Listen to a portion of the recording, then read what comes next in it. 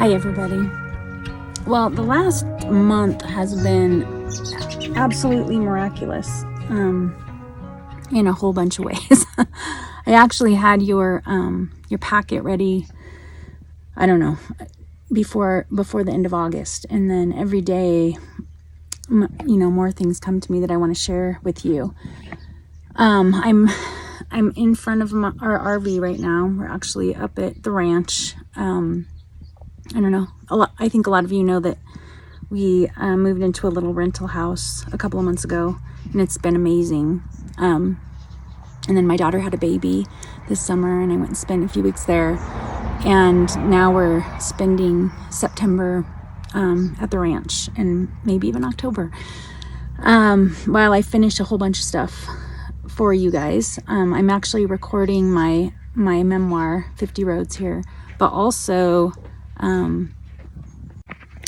one of the things I've started doing at the direction of Dr. Andrew Huberman, who's my favorite neuroscientist, is I've been doing this for a couple months, maybe longer. I start every morning with my face in the sun, with my eyes closed. It's still selfie sleep, and just start your day out right. Get your circadian rhythm going. So anyway, that's where I just got done doing that. But I want to get this stuff to you guys today, but I keep wondering, like, how can I express to you the importance of what I'm going to be sharing with you guys over the next 3 or 4 months? A bunch of memories have been coming up in my Facebook memories, as well as, how your phones will send you little what are they called? Slideshows of stuff. And, on this day 5 years ago, on this day 4 years ago, and that's been happening a lot this week. And I've also been having just incredible dreams. I stopped dreaming for a long time, and I started dreaming again intensely this spring and summer, but it's been almost every night, and it's been a lot of the same dreams, and building on each other. And a lot of the stuff that I'm writing into my curriculum has come to me through dreams, and while I'm writing, it will, new discoveries will come, and then just going back and reading my journals. It's pretty vulnerable to share this stuff, because some of it is so whoa that I have to go and study, like, quantum physics and psychology and neuroscience to see if the things that I'm finding that I'm being given in my dreams are actually scientifically backed, and they always are. But then it goes another level from that, like a soul level. So I'm feeling, you can hear Mark's grinder in the background. he's fixing a lot of things here at the ranch. But the thing that I'm sharing with you guys first this month is about it's about fear. And for a long time, I've been being prompted and given the message that fear is just the enemy of our soul and the enemy of our life experience. And so I've been studying just the mechanics and the physics and just the anatomy of fear. Like what makes it happen for us, and what does it do to us from a neurochemical standpoint, from a spiritual standpoint, all of it. But also, it's Labor Day weekend, so everybody's heading up to the mountains. So there's a lot of cars.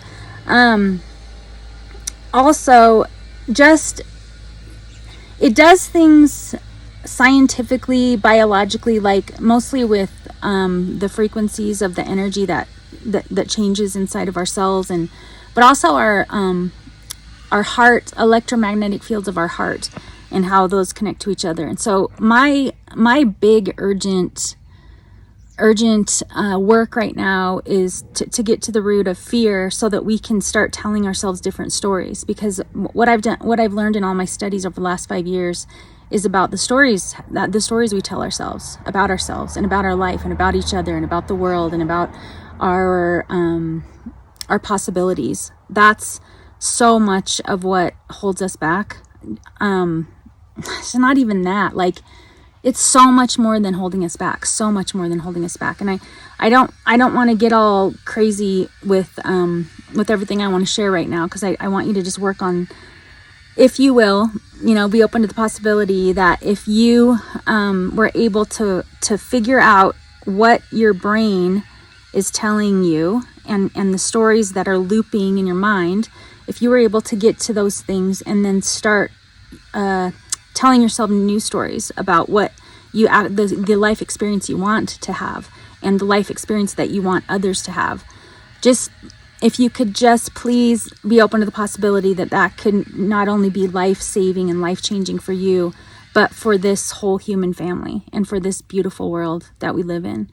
I have been experimenting with things and it's blowing my mind. It's blowing my heart in all the good ways. I've been really, really practicing being the boss of my mind, of my brain, and letting my heart lead the way, and rewiring and training my brain, so that it's not so rogue and just your brain will just do all sorts of crazy things because of fear and because of trauma and because of the things that have happened to you in your life and the things that you've been led to believe because of your trauma and just the way our consumer culture and the news outlets and everything just kind of love to sensationalize everything. It really does stuff to our nervous system, to our autonomic nervous system, which means you actually get programmed. And I don't want to make it sound like this weird conspiracy theory. I mean, your brain starts to, through neurochemicals, to go on this loop. It's like a computer program. That's what I mean, like computer programmed to think certain thoughts and you just loop it over and over and over again. So I'm going to be giving you a lot of things over today, hopefully all today, including some really incredible interviews with Wes Taylor, who's a neuroscience. I'm not just call him a neuroscientist. He's a neuroscience expert. He started out using neuroscience techniques for horses and then realized it was the same thing with people. That we have, as a society, we've been breaking people instead of building people. And he wanted to find a new way to train horses by building them instead of breaking horses, building them through neurochemicals and through their heart and brain.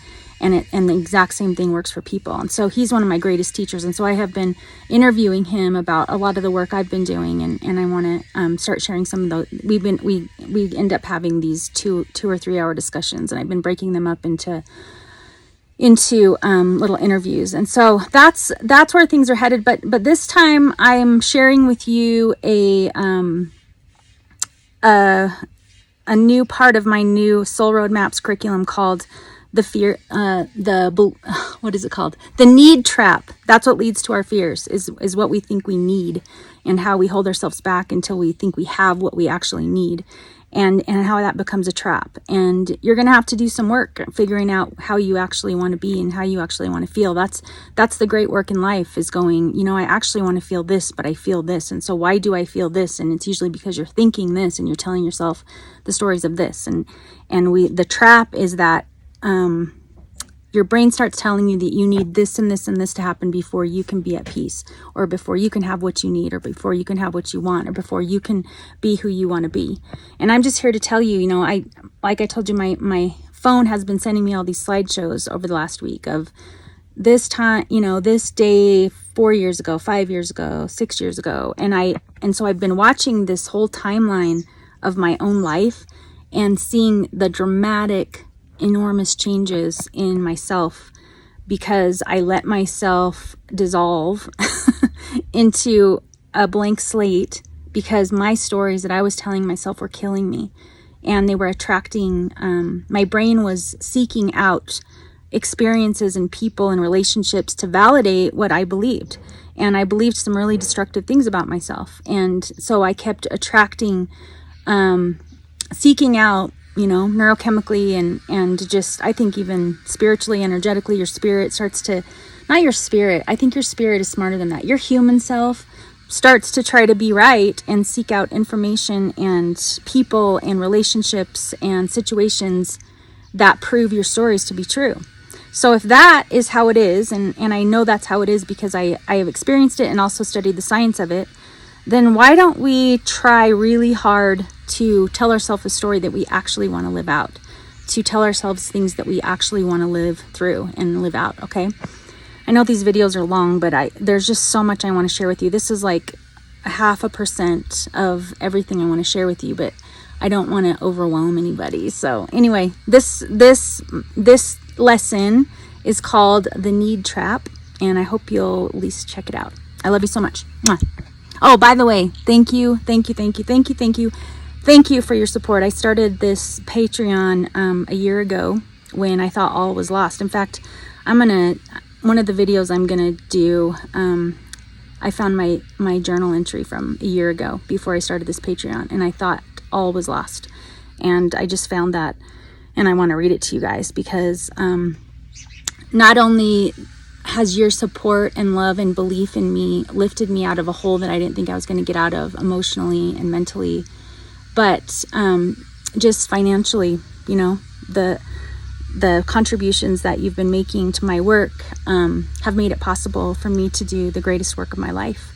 And I continue to keep my expenses really low so I can keep doing that. And I am dedicated to it. I'm more dedicated than ever to learning the things that I'm learning and sharing what I'm learning for all of us. So stay with it, and just be open to the possibility that if you told yourself a better story about yourself and about your life, that your whole story might just change. You know, it takes some time, but it's not only possible, it's how it works. Okay, so enjoy The Need Trap, and I'll see you next time. Mwah.